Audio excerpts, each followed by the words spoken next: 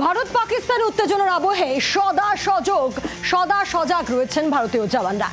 একের পর এক প্রত্যাঘাত পাকিস্তান যে করছে, পাকিস্তানের হামলার প্রত্যাঘাত চালাচ্ছে ভারত। পাকিস্তান না শুধু দূরে, তাদের সবাক শেখাতে প্রয়োজনে একেবারে কাঁধে কাঁধ মিলিয়ে কাজ করতে চান অবসরপ্রাপ্ত সেনারা, কারণ once a soldier always a soldier.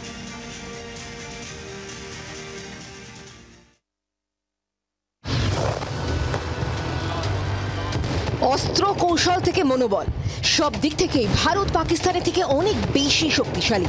পাকিস্তানের মুখের ওপর একের পর এক জবাব দিচ্ছে ভারত। 2000 থেকে 2004 এই 4 বছর ধরে কাশ্মীরের কঠিন পরিবেশের সীমান্তে দেশের জন্য লড়েছেন জলপাইগুড়ি অবসরপ্রাপ্ত সেনা তপন কুমার রায়। দেশের নানা প্রান্তে কাজের সুবাদে অনেক অভিজ্ঞতাও রয়েছে তার।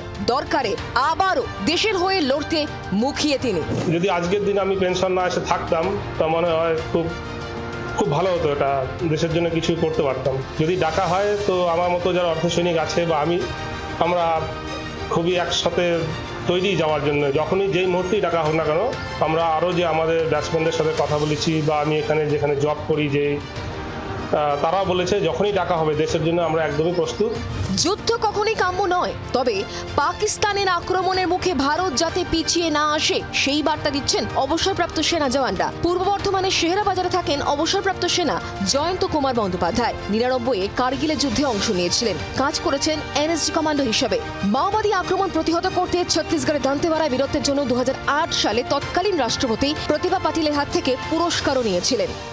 পৃথিবীর বিভিন্ন দেশ তারা বলেছেন যদি যুদ্ধ লাগে বা যুদ্ধ করতে হয় ভারতকে, আমরা পাশে আছি, এই বিশ্বাস আমারও আছে এবং আমাদের ভারতবাসীর নাগরিক হিসাবে আমরাও তাদের উপর আস্থা রেখে চলেছি।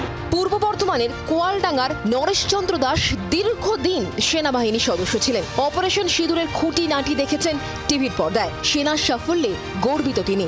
ডাক এলে আবার লড়তে প্রস্তুত বলছেন তিনি। অবশ্যই আমরা দেশের জন্য বলিপ্রদত্ত, আমি মাতৃভূমির জন্য আমরা বলিপ্রদত্ত। আমার এই অবস্থাতে যে কোনো মুহূর্তে যদি আমার সুস্থ শরীর আছে, সুস্থ মানসিকতা আছে, আমি যেতে চাই, আমি যাব। অবসরপ্রাপ্ত সেনাদের দেশভক্তি প্রমাণ করছে ভারতীয় সেনা শুধু একটি বাহিনী নয়, এক অটুট আবেগের নাম। জলপাইগুড়ি পূর্ব বর্ধমান থেকে প্রদ্যুৎ দাস, সঞ্জয় রাজবংশী ও চন্দন ঘোষের সঙ্গে পার্থ চৌধুরীর রিপোর্ট, জি 24 ঘন্টা। বাংলার আওয়াজ, বাঙালির আবেগ, জি 24 ঘন্টা।